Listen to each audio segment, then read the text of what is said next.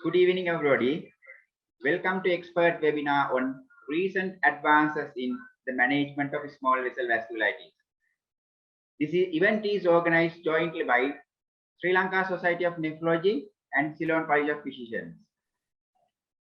Dear colleague, we are pleased to have a distinguished guest speaker, Professor Charles Pusey, to enlighten us on this important topic today.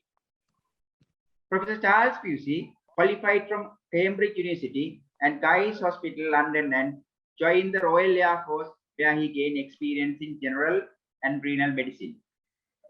On leaving Royal Air Force, he moved to Hammersmith Hospital as a senior registrar in renal and general medicine to Professor Keith Peters. He started his research on MRC Clinical Research Training Fellowship, and he was subsequently awarded a Wellcome Trust Senior Research Fellowship. This led to his appointment as Senior Lecturer at Royal Postgraduate Medical School, later merged with Imperial College London. He was appointed Professor of Medicine at Imperial College London in 2003. Professor Charles Pusey was active in clinical practice in all aspects of renal medicine. This led a large multidisciplinary vasculitis service and contributed to the general services for many years. He has continued his both clinical and laboratory-based research in parallel, and this work has focused on autoimmunity and inflammation in renal disease, including mechanisms underlying primary and secondary glomerulonephritis. This has helped to develop and taken part in many of the multi-centered trial in ANCA-associated vasculitis. He has published over 500 articles on renal disease, mainly on glomerulonephritis, vasculitis, and anti-glomerular basement membrane disease, and contributed chapters to the major textbooks on renal and general medicine. Dear colleagues, we will welcome Professor Charles Pusey to this expert webinar. I invite him to deliver his presentation. Over to you, sir. Great. Thank you very much for your kind introduction and for inviting me to speak at your webinar series. So if I may, I'll try to start sharing my screen for you. Okay, well, this evening I've been asked to talk about recent advances in the management of small vessel vasculitis. So as you know, vasculitis can be classified according to the Chapel Hill Consensus Conference, depending on the size of blood vessel involved, and a series of short clinical definitions, which we won't go into here. And today I'll be talking about ANCA-associated small vessel vasculitis, which can be divided into microscopic polyangiitis, granulomatosis with polyangiitis, and eosinophilic granulomatosis with polyangiitis. And of course, there is also a renal limited variant. So what is the role of anti-neutral cytoplasm antibodies, or ANCA, in vasculitis? Well, they are specific and sensitive for the diagnosis of small vessel vasculitis, and their pattern and specificity correlate with clinical features and diagnosis. You can see on the top panel cytoplasmic or C-ANCA, which characteristically react with proteinase 3, which are characteristic of GPA. In the lower panel, you can see perinuclear or P-ANCA, which generally react with myeloperoxidase and which are much commoner in MPA and also eGPA.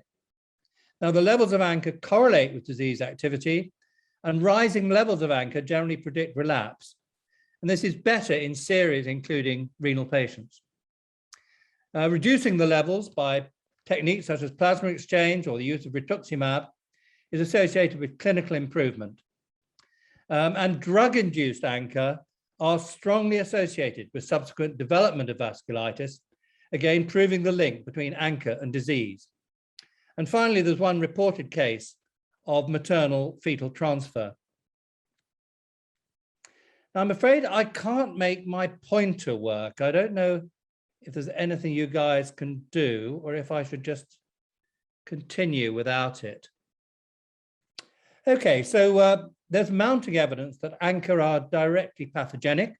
Some of this comes from cell culture experiments, but there's also quite a lot of evidence from experimental animal models. And I won't have time to describe all of those today. But we know from in vitro studies that ANCA are capable of stimulating both neutrophils and monocytes to release cytokines, reactive oxygen species, and proteolytic enzymes. They activate complement through the alternative pathway of complement, and they can dysregulate normal neutrophil apoptosis, leading instead to netosis, which is a process leading to release of neutrophil extracellular traps, important in inflammation and autoimmunity. ANCA reduce neutrophil deformability, leading to them being trapped in small vessels, where they can migrate through endothelial cells and ultimately kill the endothelial cells, leading to a necrotizing vasculitis.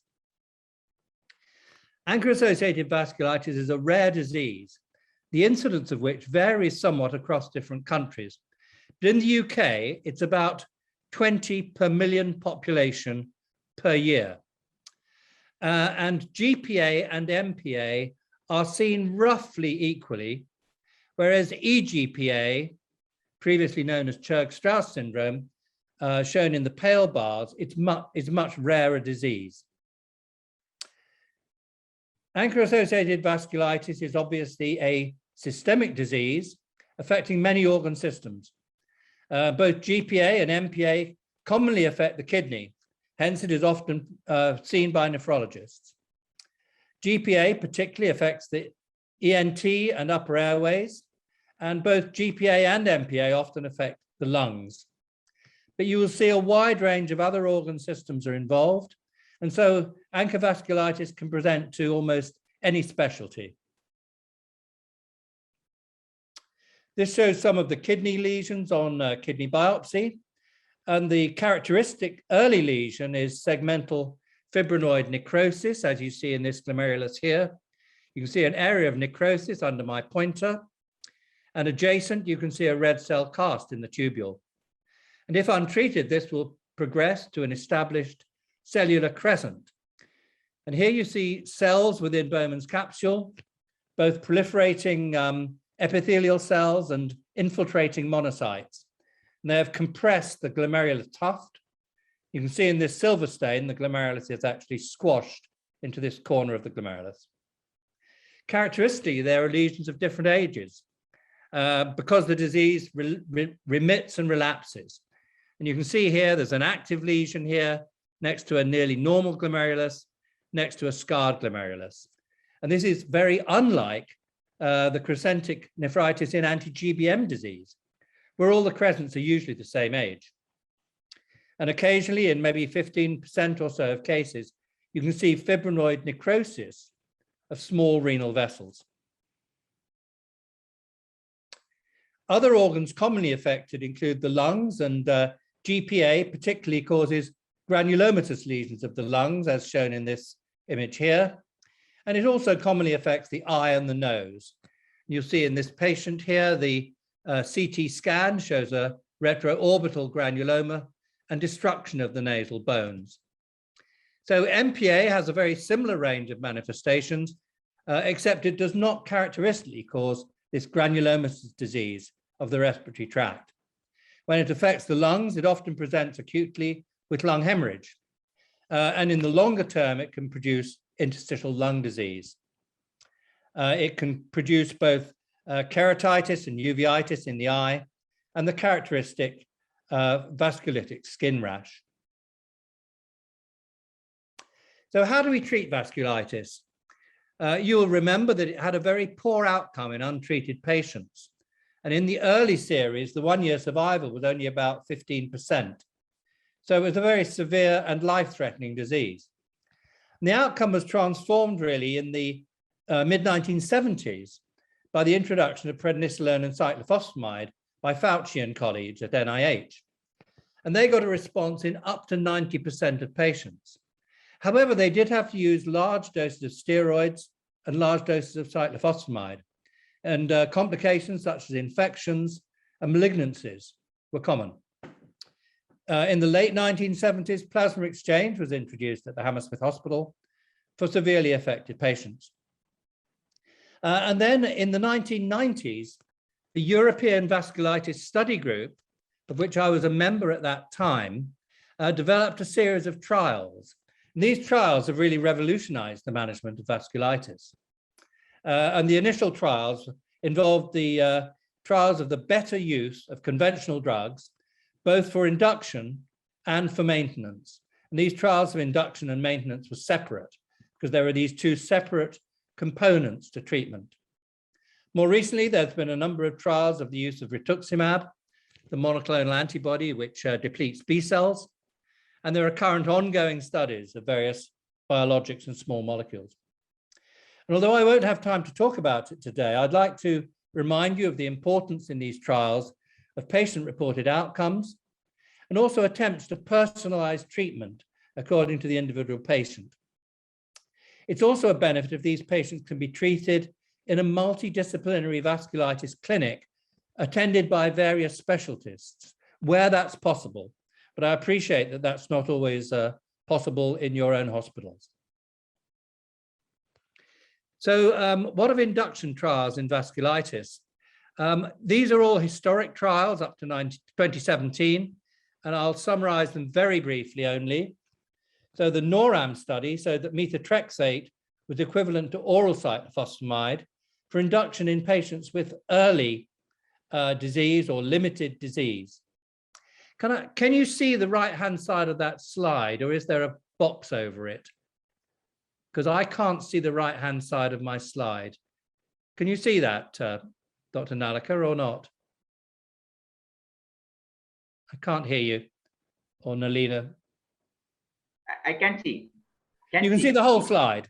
Yes. Oh, lovely, because I can't, but that's fine. The MEPEX study showed that plasma exchange was superior to methylprednisolone in the recovery of kidney function in patients with a creatinine more than 500 or on dialysis. The Cyclops study showed that intravenous cyclophosphamide was equivalent to oral cyclophosphamide in patients with moderately impaired kidney function. And there are then two studies, RITUXVAS in Europe and RAVE in the United States, showing that rituximab was non-inferior to cyclophosphamide in patients in this study with a creatinine less than 4, and in the UK in all comers. The CLEAR study was then a small and short-term study of the use of avacopan against prednisolone in induction. Avacopan, as you know, is an inhibitor of the C5a receptor. So it's a complement blocking drug. And it was non-inferior to prednisolone in this small study. And I'll come on to that again later. So what of more recent studies? The MYCYC study was recently reported from Europe. And this was a study of mycophenolate against intravenous cyclophosphamide in quite a large number of patients, 140 patients with preserved kidney function. And for induction, they had either MMF for 3 months or intravenous cyclophosphamide, and they all had azathioprine for maintenance. And you'll see on these slides, there was no difference in the time to remission, but the time to relapse was shorter with the MMF group. So patients on MMF relapsed quicker than those receiving the cyclophosphamide. And there was no overall difference in adverse events.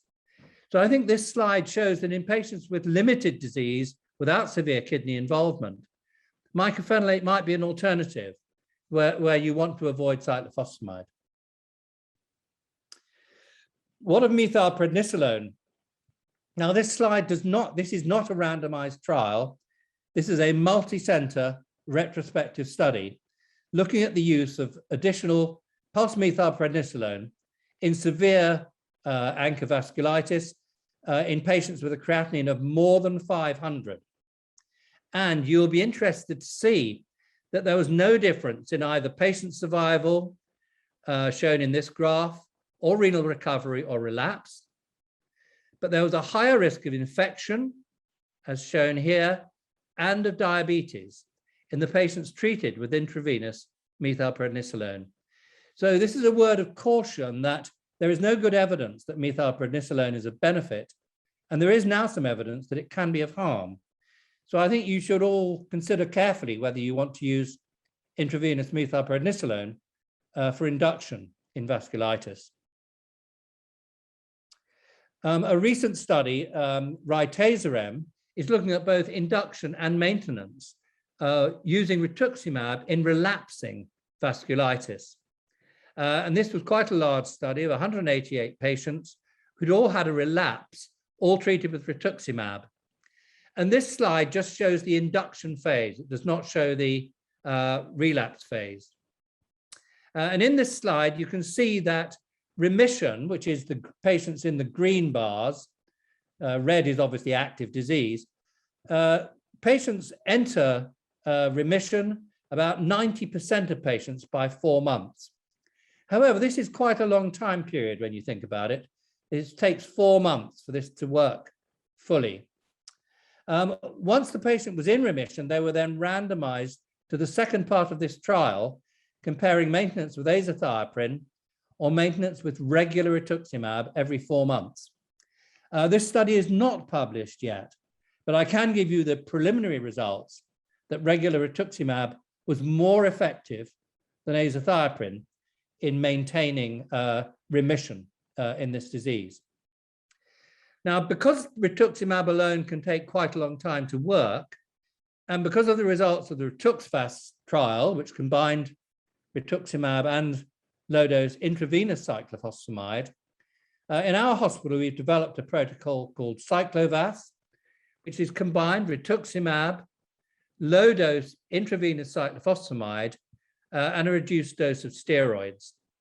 And this has proven very effective in a cohort study of 66 patients. 94% were in remission by 6 months, and there was a very sustained fall in B cells at ANCA levels. And you'll see that patient and renal survival are very good at 5 years, with a patient survival of 95% and renal survival of 84%. And relapses were uncommon, with major relapses in only 15% of patients. And when we compared these results with those from matched patients from the different EUVAS studies, the CYCLOWVAS protocol showed a reduced risk of death, kidney failure, and relapse. So this is definitely a protocol worth looking at in future. And because we were encouraged by this result, and because we wish to spare the patient the side effect of steroids, we then used the same rituximab and cyclophosphamide, but with a reduced dose of steroids called the Glucocorticoid-minimising regimen, in which patients had only 1 or 2 weeks of steroids orally between their 2 doses of rituximab. And again, this was successful with remission in 96%, sustained depletion of B cells and ANCA. However, 4 patients in that first year required the introduction of prednisolone. So this steroid-sparing approach does not work in all patients, but it did work in the great majority. And these patients showed a comparable outcome in the short term to the EUVAS trials. And my colleague, Dr. McAdoo, has recently compared a larger number of these patients who had the glucocorticoid-minimising protocol with those treated with the full CYCLOWVAS protocol, which includes maintenance steroids. And you will see that there is no difference in either patient survival, development of kidney failure, or relapse. However, the patients with the steroid-sparing protocol do have a quicker return in their B cells, so they might have a propensity for more relapse in future. So I think this is a very encouraging approach, which deserves further study, perhaps with a randomized controlled trial. Because remember, this is not a trial, this is just a cohort study. However, there's another approach to sparing steroids, and that is the use of alternative agents such as complement blockers. And I mentioned earlier the CLEAR study, which was the short-term study of avacopan. This is the longer-term study of avacopan versus prednisolone for induction in vasculitis. This included over 300 patients with preserved kidney function using avacopan continually for 52 weeks or prednisolone tapering over 26 weeks, following either rituximab or cyclophosphamide induction. And you'll see that remission with avacopan here is non-inferior to prednisolone at 26 weeks, and it's superior to prednisolone at 52 weeks. And there is also a greater increase in GFR in patients treated with avacopan than those treated with steroids. So we don't yet know how avacopan will fit into regular management. It has to go through the licensing procedures, and we have to look at the cost considerations. But it certainly, avacopan looks like a potential agent that can be used instead of steroids. Finally, what of the role of plasma exchange? The PEXIVAS study was the largest study of vasculitis so far. It was published last year in the New England Journal. It contained over 700 patients with severe disease with a GFR of less than 50 or with evidence of lung hemorrhage. And the design was interesting. Patients were randomized first to receive plasma exchange or no plasma exchange, and then they were randomized again to have standard dose steroids or reduced dose steroids. And interestingly, when you look at the long-term outcome of plasma exchange, there was no long-term benefit in terms of a combined outcome of renal failure or death. When you look at the glucocorticoid graph, you see here there was no difference in outcome between reduced dose steroids and standard dose steroids. So I think this makes a very strong case that we should all be using a reduced dose of steroids, because this was a very large study with a long follow-up. And it uses about the same dose of steroids, in fact, as we routinely use in our CYCLOWVAS protocol. So I'd recommend everyone looks at that paper and adopts their lower dose protocol.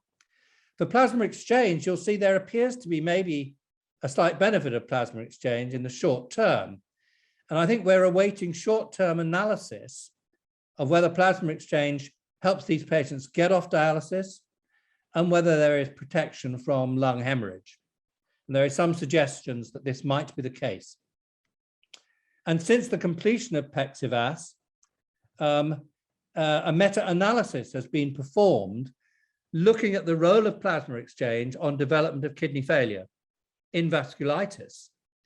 And you can see that this meta-analysis here includes the PEXIVAS study. That's the bottom study shown here. And the meta-analysis shows that plasma exchange reduces the risk of end-stage kidney failure at 12 months. This was lost in the PEXIVAS study because that showed a long-term combined outcome. So there's a clear benefit of plasma exchange on recovery of kidney function.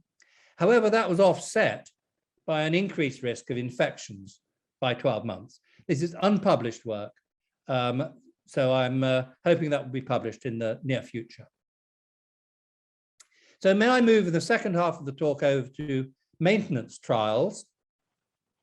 And here, this summarizes some of the older trials, and I'll deal with those only quickly because you will have had a chance to see these.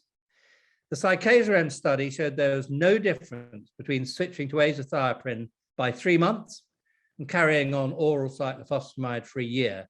And I think almost everyone now avoids long-term oral cyclophosphamide. The WIDGET trial from America showed that adding etanercept, a TNF blocker, to methotrexate was of no additional benefit at inducing remission. So anti-TNF therapy is not generally used in vasculitis. The WEGENT study from France showed that methotrexate and azathioprine were equivalent. So methotrexate is an alternative for maintenance. And the IMPROVE study from Europe compared MMF and azathioprine. And rather surprisingly, MMF was less effective than azathioprine. I think based on experience with transplantation, everyone thought MMF might be better than azathioprine. But in vasculitis, azathioprine was better than MMF, although MMF is a very acceptable alternative where azathioprine cannot be used. There was then a maintenance study of rituximab from France called the MYCYC study, using 0.5 grams of rituximab 6 monthly and comparing that with azathioprine. There were fewer relapses with the rituximab than with the azathioprine. And that results similar to the one I mentioned earlier in the RITAZAREM study in Europe. And finally, the REMAIN study looked at comparing azathioprine continued for 24 months. I think most people use maintenance azathioprine for about 24 months, compared with continuing it for 48 months, looking at relapse-free survival. And there were indeed fewer relapses when you continue the azathioprine for longer, but that was offset by a greater number of side effects. So again, you have to balance the risks in each individual patient. So what of more recent studies? So following the initial MYCYC study, the MYCYC-2 compared the fixed schedule of rituximab against the use of rituximab based on return of B cells and a return or a rise in ANCA titer. And when they did that, the relapse rates did not differ between the two groups. This compares fixed schedule with dosing depending on B cells and ANCA. However, the tailored group actually received fewer infusions of the drug, which is cost effective and saving them side effects. So I think maybe in future we'll be tailoring rituximab according to B cells and ANCA levels. And patients that completed that trial successfully then moved on to MYCYC-3 from the French vasculitis group. And this looked at either stopping rituximab at that point in time in the trial or continuing rituximab for another 18 months. And you can see here that relapse-free survival was better at 28 months if you continue using it to when you stop and just leave the patient on a placebo. So again, it looks like however good rituximab is in the short term, you need to keep giving it to maintain remission. And once you stop rituximab, then like as with other agents, the patient may relapse. And finally, how about the BREVAS study published in 2019? This was a trial of belimumab for maintenance therapy. And belimumab, as you know, is a monoclonal antibody which blocks BLyS or BAFF, the B-cell activating factor, and it's been shown to be effective in systemic lupus and lupus nephritis. And in this study, with over 100 patients who were in remission after induction with either cyclophosphamide or rituximab, they then had either belimumab or placebo together with azathioprine. And you can see there was no significant difference in the probability of having a relapse in those two groups. So belimumab did not seem to have an overall benefit in preventing relapse. However, a subgroup analysis shows that patients who started with rituximab for induction and then belimumab, none of those showed a relapse, suggesting a particular synergy perhaps between those two drugs. And it's possible that belimumab prevents the rebound in B cells sometimes seen after rituximab. And there are current studies ongoing looking at the combination of rituximab and belimumab.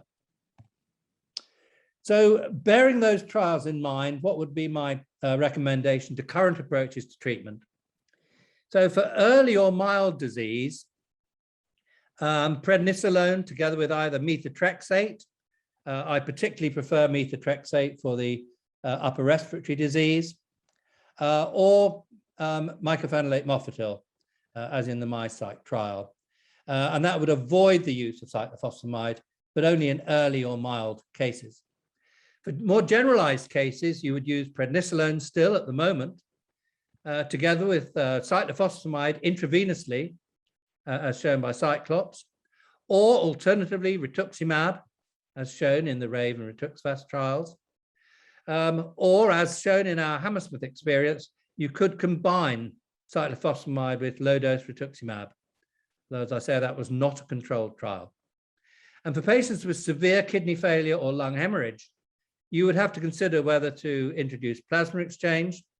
The MEPEX study showed a significant benefit of plasma exchange in recovery of kidney function, PEXIVAS did not show a benefit in the combined outcome, but the meta-analysis, you'll remember, did suggest that plasma exchange was beneficial in recovering kidney function. For maintenance therapy, for an initial period of maintenance, prednisolone together with azathioprine would be first-line choice. And in patients who can't tolerate azathioprine, either MMF or methotrexate would be fine, bearing in mind the patient's preferences and any sensitivities. Or indeed, you could go straight to rituximab, although of course that's a more expensive option. For patients who have relapsed frequently, 6-monthly rituximab is probably the treatment of choice, or a tailored dose of rituximab, depending upon B cells and ANCA, as shown in main RITZAN 2. So before I sum up, let me just mention briefly the problem of patients with double positive anti-GBM antibodies and ANCA. And these so-called double positive patients sometimes cause confusion in how they should be managed. So we conducted a study in Europe of anti-GBM patients, double positive patients, 41 anti-GBM, 37 double positives, and a large cohort of single positive ANCA vasculitis as a control. And you'll see here in the top left-hand graph, patient survival was similar in all of these groups. However, renal survival, patients with independent kidney function, was very different. Patients with vasculitis alone had a good outcome, as I've shown you in the various trials. Patients with anti-GBM disease had a rather poor outcome, only about 35% having independent kidney function. And patients who are double positive had a result more similar to anti-GBM disease, but perhaps a little bit better. And we noticed that more double positive patients, in fact, came off dialysis. So if you have a double positive patient with anti-GBM antibodies and ANCA, you might be more likely to use plasma exchange and treat them aggressively, whereas in anti-GBM disease alone, you might argue that the treatment is not worthwhile because recovery is less likely. So I think that probably reflects that in some patients, there's dual pathology in the kidney, with maybe the ANCA vasculitis predominating in those who recover. But when we look at relapses, you'll find the double positive patients relapse just like the vasculitis patients, whereas none of the anti-GBM patients relapsed. So you do not need maintenance therapy for the single positive anti-GBM patients, but you do for the double positive anti-GBM patients, just like you do with ANCA vasculitis. So what of long-term outcome in these cases? This is quite an old paper summarizing outcome in the EUVAS trials. And the benefit of this paper is that it compared mortality together with that of an age and sex-matched general population. And you'll see the overall mortality ratio was 2.6 compared with the matched controls. So it has a significant effect on patient mortality, again with about a sort of 75% 5-year survival. And factors influencing survival were increasing age and the presence of stage 5 or above CKD. Now, we've done our own study at the Hammersmith Hospital, over 550 patients, with a median age of 56, 52% were male. They include roughly equal numbers of GPA and MPA, with fewer EGPA and renal-limited vasculitis. They were a severely affected group. 30% were on dialysis at presentation, and nearly 20% had alveolar hemorrhage, of whom 34% were on the ventilator. They were all treated the same way over the years, because we've always used the same type of protocol with prednisolone and cyclophosphamide, or more recently, rituximab, together with plasma exchange only in severe disease. We found a patient outcome was survival was 87% by 1 year, 76% at 5 years, fairly similar to the EUVAS study.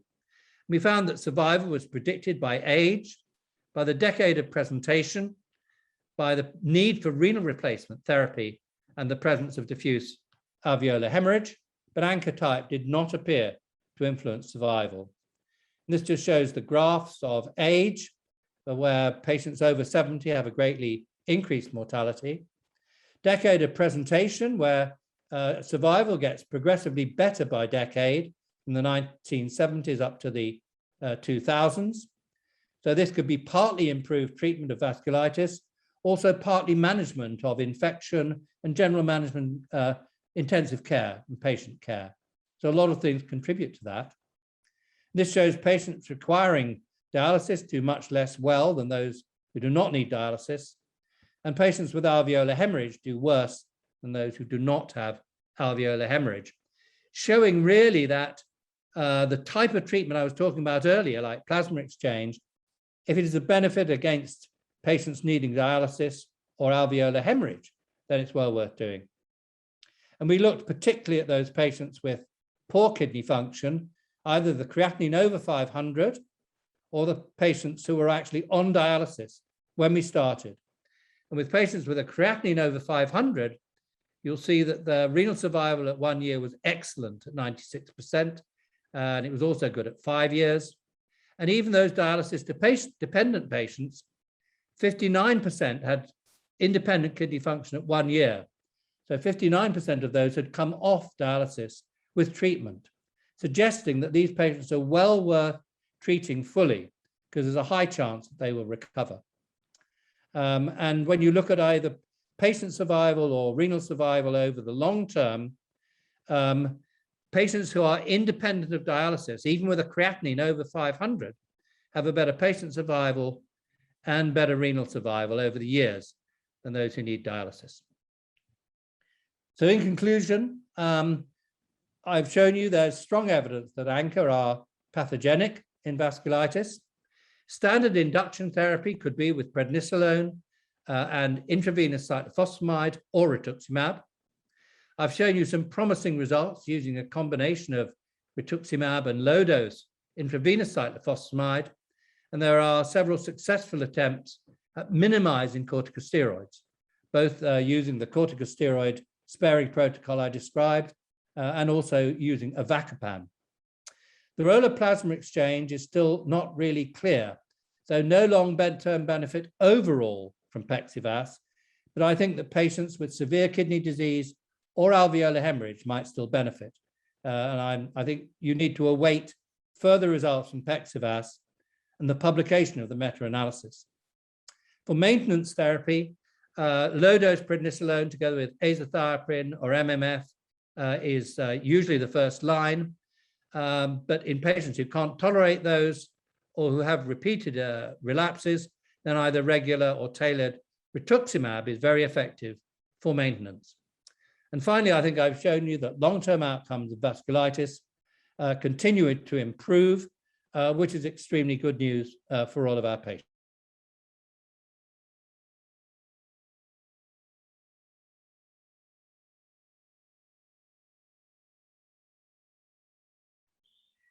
Thank you very much, Professor Charles Pusey, for this very informative, excellent presentation.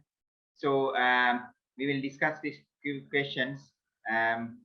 Of course. So first I will ask one question, because now in Sri Lanka, what we have mainly faces these infections, right?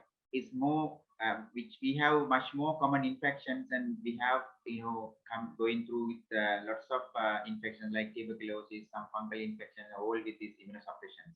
Now, how do you see at UK in terms of these infections? Are they critical about this outcome, or it's the disease activity is critical about the outcome? No, I think probably, although I'm sure there are higher rates of infection in certain parts of the world, it's true across the world, actually, that infections are a major problem short term. And one of the studies from Europe showed there was actually a higher mortality from infection in the first year of treatment than there was from active vasculitis. So your question is very relevant. Infection is a major problem. And the question is what contributes to that infection? And several studies have now shown that high-dose steroids are one of the major causes of infection.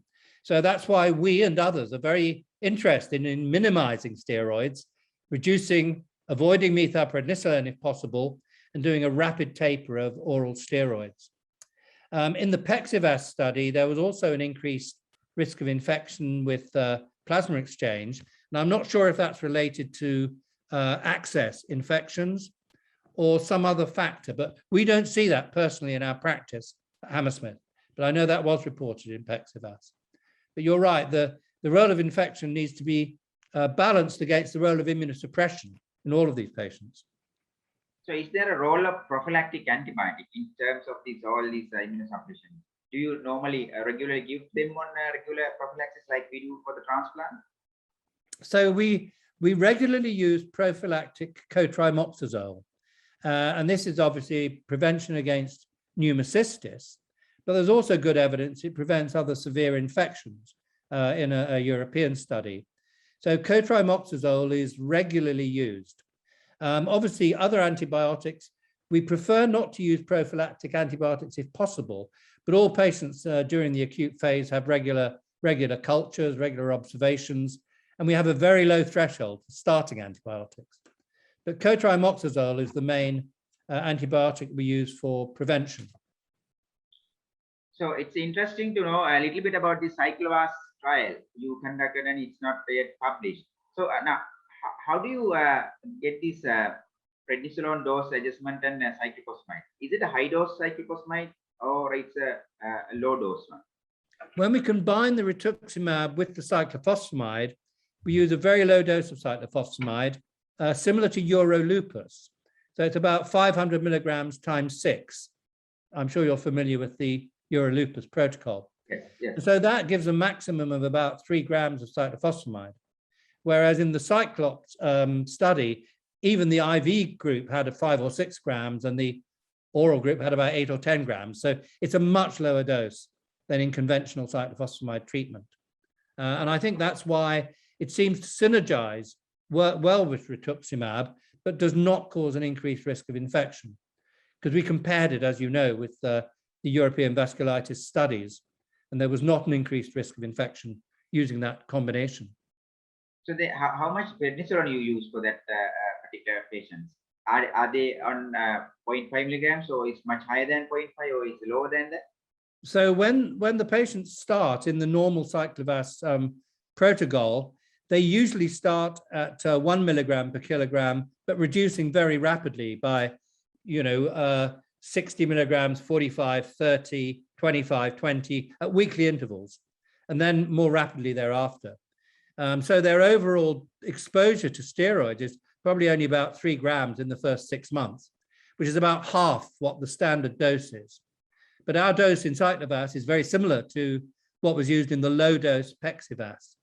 So I think we should all be aiming at that type of low dose. And I mentioned also our small preliminary study of steroid sparing. And there we only use steroids at about 0.5 milligrams per kilogram for 2 weeks between the 2 doses of rituximab. So that's a very, very low dose. But that's an experimental protocol. Whereas the CYCLOWVAS one, we have more experience of. And so do some other centers now as well.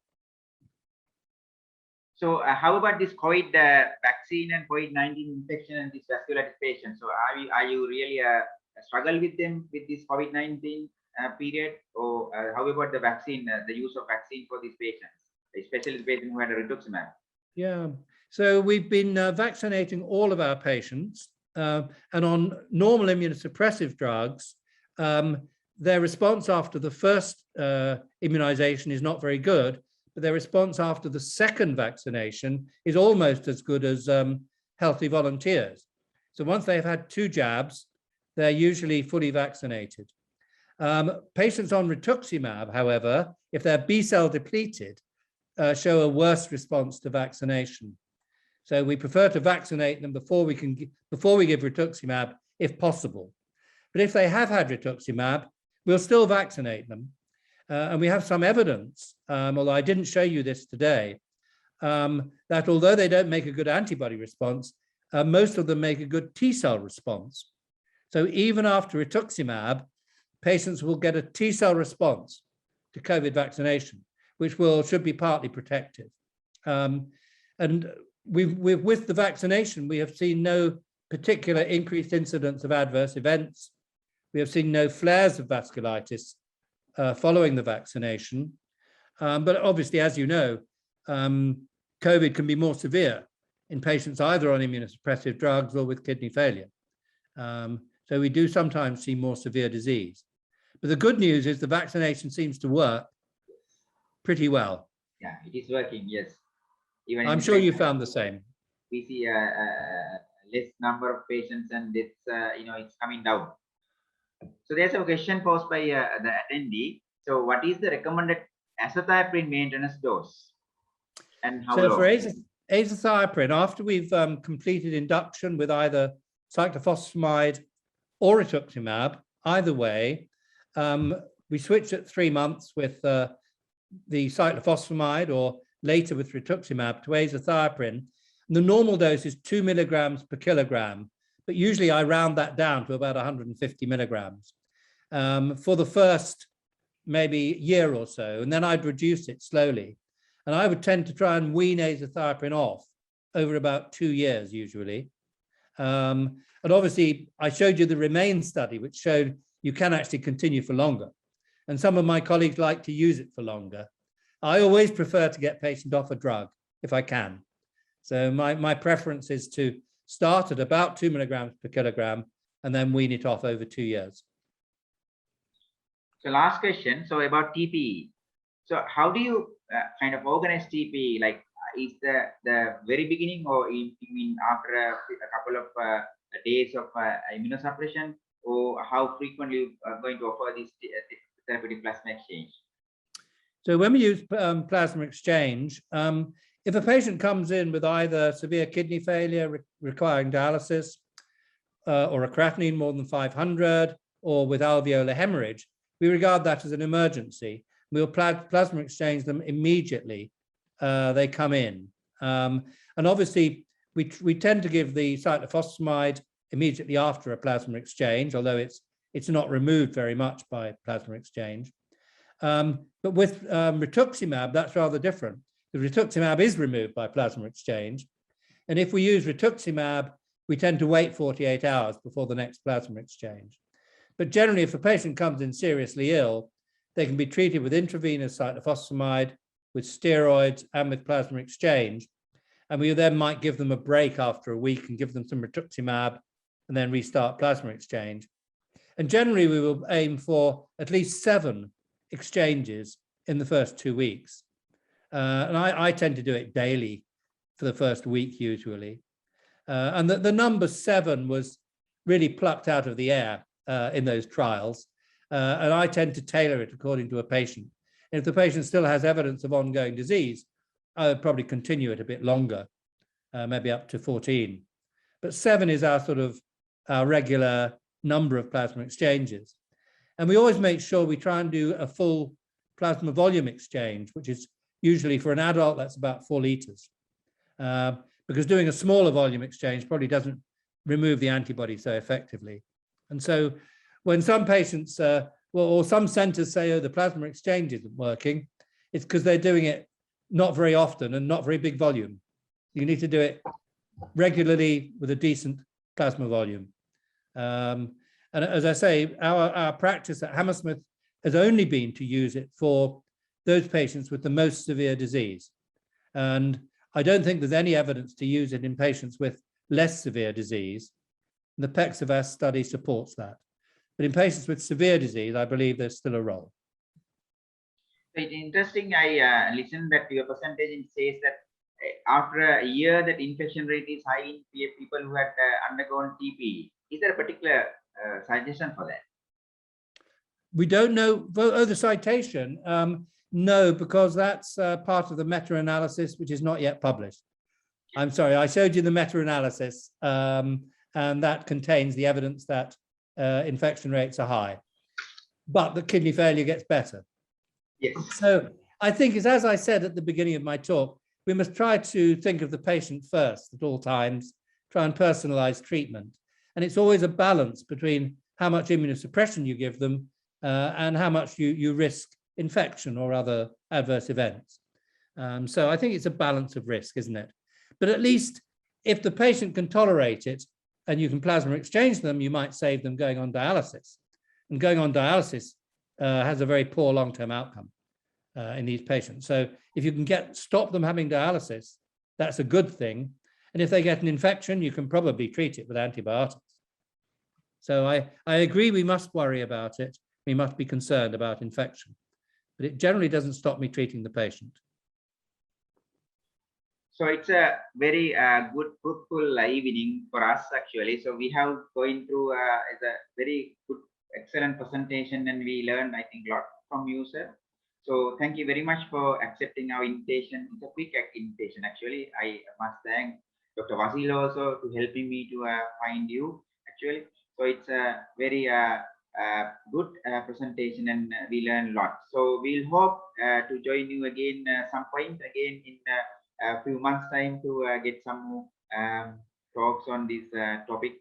So on behalf of Sri Lanka Society of Nephrology and Ceylon College of Physicians, I thank you. It's a very excellent and informative presentation. Thank you very much.